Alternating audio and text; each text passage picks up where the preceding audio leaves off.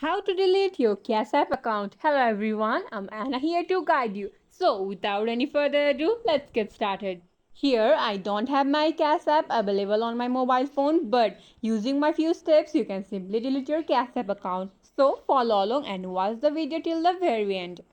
Here the very first thing that you need to do is head to your application Cash App. Log into your specific account that you want to delete.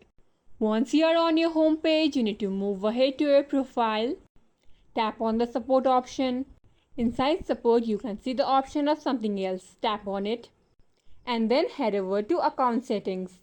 The option of close my Cash App account can be visible. You need to tap on it. And then simply tap on confirm. Once you have clicked on confirm, you need to type your password of your Cash App account for the confirmation. And after the confirmation, you have successfully deleted your Cash App account. So that's it for the video. If this video helped you out, please leave a like and subscribe for more. Got questions? Please leave in the comments down below. Signing up until next time.